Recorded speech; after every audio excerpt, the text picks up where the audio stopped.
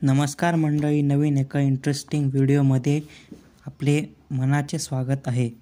मुख्यमंत्री लाडकी बहीणसाठी तुम्ही केलेले अर्ज नारी शक्ती ॲपमध्ये तुमच्या ॲप्लिकेशनचा स्टेटस थंबनेलवरती दिलेल्या कोणत्याही एका स्टेटससारखं जर असेल तर पुढे काय करायचं याविषयी सविस्तर माहिती आपण या व्हिडिओमधून जाणून घेणार आहोत।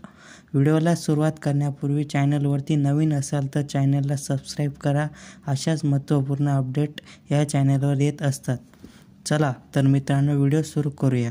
तर मित्रांनो, नारी शक्ती ॲपमध्ये तुमचे स्टेटस मुख्यमंत्री माझी लाडकी बहीण योजना इन पेंडिंग टू सबमिटेड असं ऑप्शन दिसत असेल तर तुमच्याकडून फॉर्म सबमिट झाला आहे, परंतु याचा अर्थ असा होतो कोणत्याही प्रकारची ॲक्शन तुमच्या फॉर्मवर घेतलेली नाही। तुम्ही काही दिवस प्रतीक्षा करा मित्रांनो, काही दिवसांनी तुमचा फॉर्म पुढील स्टेपवर जाईल। तर मित्रांनो, त्याचप्रमाणे मित्रांनो, तुमचं स्टेटस इन रिव्ह्यूमध्ये गेलं असेल तर याचा अर्थ असा आहे की तुमच्या फॉर्मवरती काम चालू आहे। तुमच्या स्थानिक अंगणवाडी, ग्रामपंचायत, नगरपंचायत, नगरपालिका यांचे कर्मचारी त्यांनी तुमच्या फॉर्म चेकिंगसाठी घेतला आहे। काही दिवसांनी अप्रूव्हल किंवा रिजेक्ट होईल। तुम्ही जर माहिती बरोबर भरली असेल तर तुमचा फॉर्म अप्रूव्हल होईल मित्रांनो। त्यानंतर मित्रांनो, SMS व्हेरिफिकेशन पेंडिंग। जर तुम्हाला असा प्रॉब्लेम येत असेल तर मित्रांनो घाबरायचं काहीच कारण नाही। तुमचा पण फॉर्म मित्रांनो याचप्रमाणे अप्रूव्हल होणार आहे, काहीच टेन्शन घ्यायचं नाही मित्रांनो। त्यानंतरचा सर्वात महत्त्वाचा स्टेटस म्हणजे मुख्यमंत्री माझी बहीण योजना डिसअप्रूव्हल।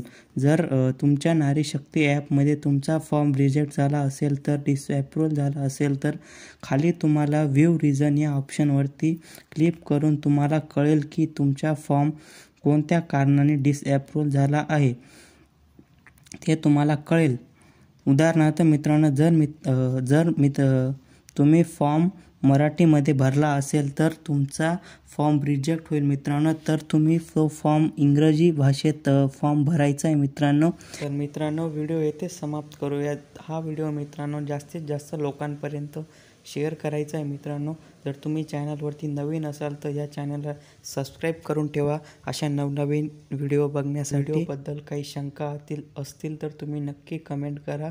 तुमच्या कमेंटला प्रतिसाद दिला जाईल मित्रांनो। व्हिडिओ येथे समाप्त करूया। जय हिंद, जय महाराष्ट्र।